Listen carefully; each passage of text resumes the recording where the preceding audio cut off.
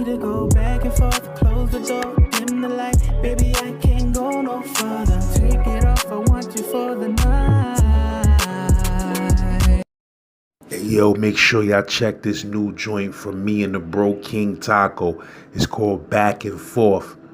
That's on Spotify and all streaming platforms. Type in King Taco and St. Laz. There's going to be a few blazers that pop up.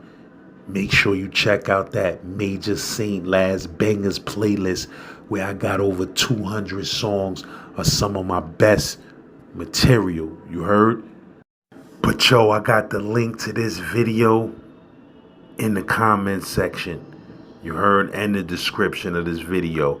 Make sure you check that joint out. It's a blazer. And when Scar caught him, boy dropped. When boy dropped, instinct propelled me and Two Guns. We went right after nigga.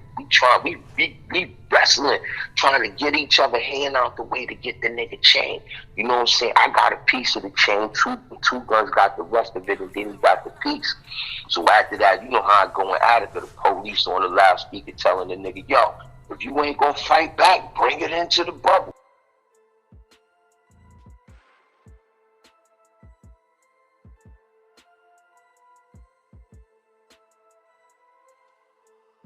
Movement was young, you know what I mean? And so we in Attica, this like 97 in Attica. We inside, we in A block, I think on 9 Company. It was long-term key block. And so you had this dude from Harlem, man. He was like 6'7", 6'8", tall dude. We gonna call him Slim for the story. You know what I mean? He was a little bit older than us because I was about 23, so he was about 30 at the time. He had a chain on and shit. We had already was looking at the chain and shit. You know what I mean? Remember that 50-50 bulletproof love shit still was in effect. So back then, the homies was a little bit more, you know, looser in there, freelancing, and a couple of them I had under my influence. You understand what I'm saying? And so one day, me and the dude Slim, we playing chess. You know how that is. We on long-term key lock. Niggas ain't got nothing to do. We playing chess. The numbers is written on the chessboard in his cell, and I got the numbers written on chessboards in my cell. So while me and the dude playing chess, we gambling. You know what I mean? It's like, you know, the best 2 out of 3 for a pack of cigarettes. And I ain't gonna front, lad. The nigga was killing me. Like I said, I was like 22, 23. That nigga like 30, you know what I mean? Even though that's young to us now, back then in the penitentiary, nigga had some age on me, you know what I mean? And the nigga knew how to play chess, and so my ego was getting the best of me. However, whatever. Me and the nigga got into an argument. I started some shit with the nigga, told him the nigga was cheating. He dead. I think I owed the nigga like 18 packs of cigarettes. And I told the nigga he dead. So when I told him he dead, he started talking that shit. You bum ass nigga, you Brooklyn nigga, I'm a Harlem nigga, double up. Keep that rah-rah. Mind you, the Brooklyn and Harlem beef was just really like at the end of it being deaded, because that shit went on from maybe 89 to like 96. So I'm talking about 97, we inside Attica. You know, this ain't to start no shit up back up with no Harlem niggas, because I fuck with a bunch of Harlem niggas that's solid. I'm fuck with a bunch of niggas, Harlem niggas that's solid. My boy Uptown for one of them games. Bring me a cup. And we goes outside after the nigga pops all the shit. So when we go outside, we already got the plan. We in Attica. They got to take us out one by one before we get to the yard. They start from the back. Me and Slim in the middle, but I'm before him. So I'm going out before him. When I get out there, I snatch the homies up. You know what I mean? My little homie 2 Guns, man, shout him out, man. Well, he got life in the penitentiary. My boy Scar Blood. Word up, man, from the Bandits, man, and also Gawanis, man. That's my son, man. No matter how niggas feel, they can say about him, that's my son. And nigga, my man, he my man to the end. I don't fuck about none of that politics shit. Any old way. We go outside, you know what I mean? Another dude that I got into it, I ain't gonna mention that nigga name because he don't get no glory in this. You understand? This nigga did some sucker shit. Any old, I had the nigga hard. Any old way, we goes outside. When boy comes outside, you already know what it is. We trying. He bigger than all of us. It's 3 of us. It's me, 2 Guns, and Scar.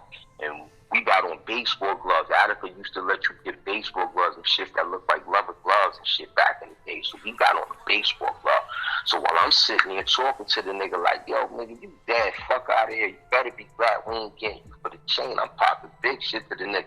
Scar got the rock in his hand, you know what I'm saying? He done picked up a rock, because in Attica back then, you really had rocks in the yard.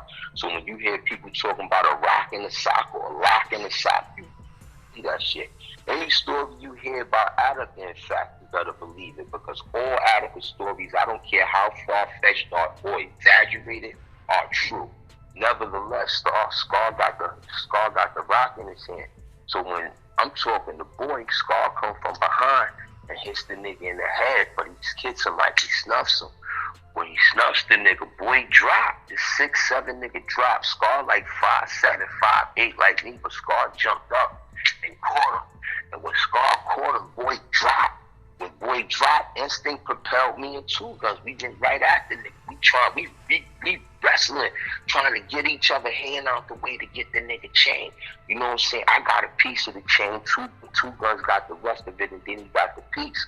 So after that, you know how I go in Attica, the police on the loudspeaker telling the nigga, yo, if you ain't gonna fight back, bring it into the bubble.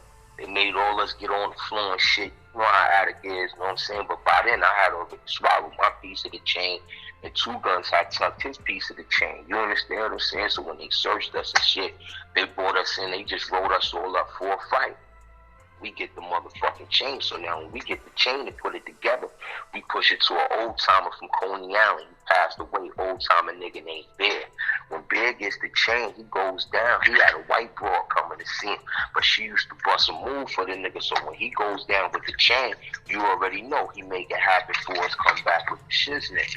So when he come back with the shiznit, we got an ounce of blood. He like, yo, we got an ounce of blood to split between the four of us, meaning me, him, Two Guns, and Scar.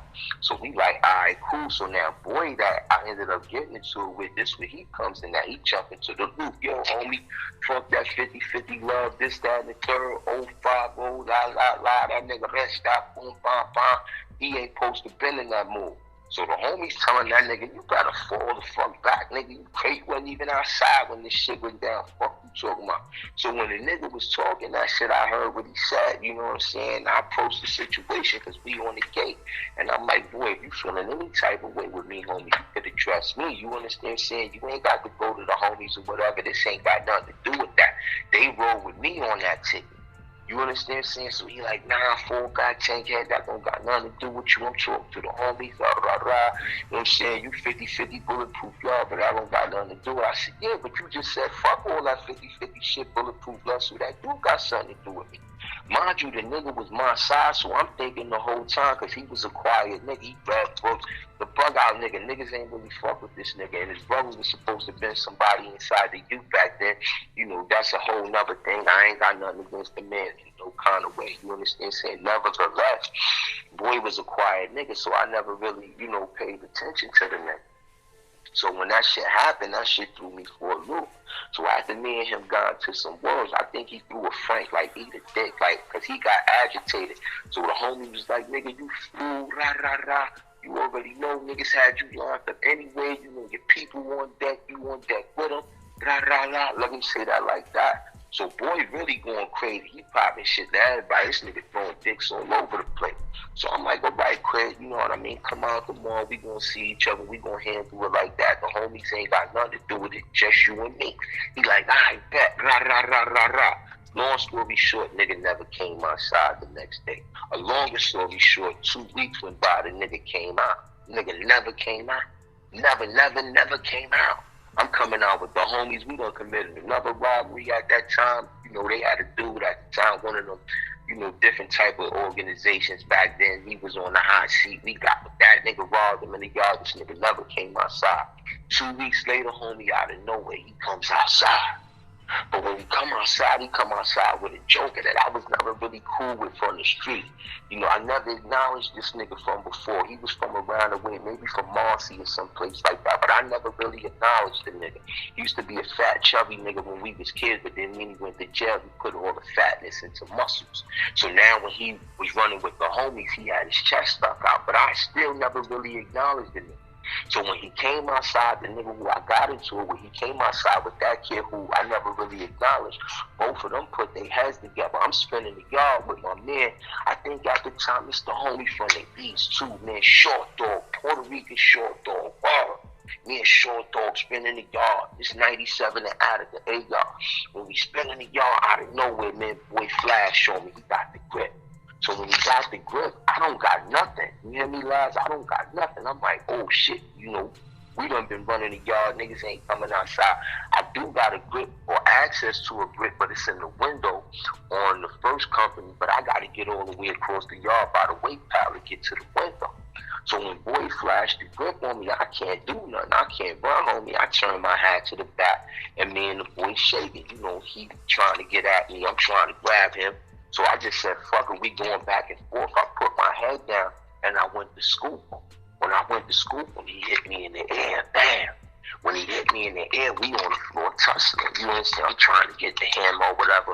You know, mad niggas around. Indian Jimmy, before he went, you know, the way he did, he was there, you know, old time in them from the East Willocks and all them was there. Like, this shit, like, the yard was live back then. So me and this nigga tussling or whatever.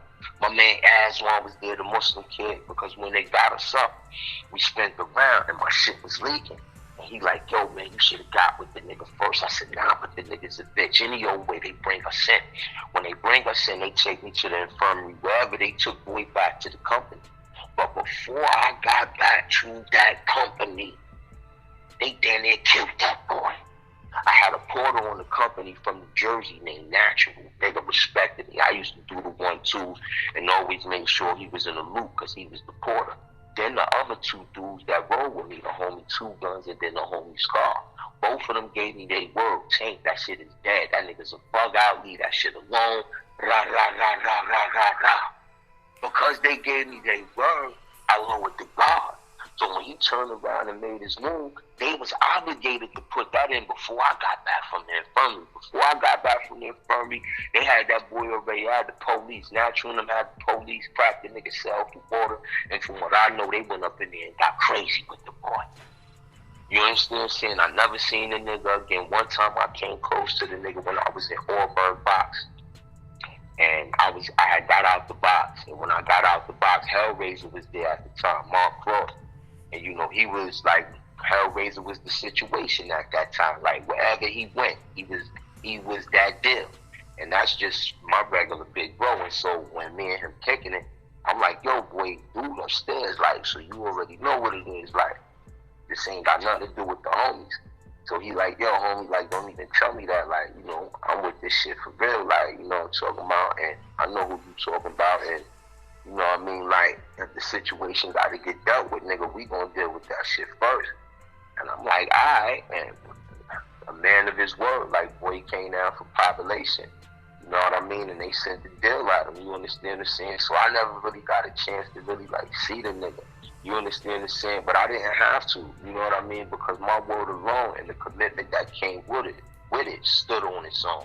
Before I came back from anywhere, them niggas had already made sure the coast was clean. It wasn't like they did something because they was my sons. You understand what I'm saying? But the integrity and what we shared propelled them niggas into take that honorable position, because if they didn't, you already know what it would have been. It would have been me against them. You understand what I'm saying? Because they got me to accept that the shit supposed to be dead. Wow. And that was just prior to the riot inside Attica. Right after that, that's when they had the riot. Wow. You said it was a uptown versus Brooklyn war in Attica for years, or you mean through the state? Nah, that Harlem and Bronx and Brooklyn beef in Queens, because Queens rolled with us, started in 89 and it went to like 96. So when I said 97, I got into it with the tall nigga from Harlem. That was just like on the edge of that beef being dead. You understand what I'm saying? It was just on the edge of that beef being dead, because just on the strength of us three, well, Two Guns was from Virginia, but maybe he grew up in the Bronx. But me and Scar dead smack from Brooklyn. Scar from the Bammers, and I'm from the Fort. You understand what I'm saying? And boy was from Harlem. But like I said, our intent was never that Harlem, Brooklyn shit. I ain't even had that in my mind. Only thing I know is I owed this nigga 18 packs of cigarettes. I wasn't going to pay the nigga. He had a chain and we was going to yap him. That's all I knew. I ain't fuck where he was from. That nigga could have been from my building on the 6th floor. You know what I'm saying? So I had my mind already made up, and that's what we was going to do, and that's what we did. Well, that's what we did. I was about 22 years old. Scar was about 20. And Two Guns was older than us. That nigga probably was like 33.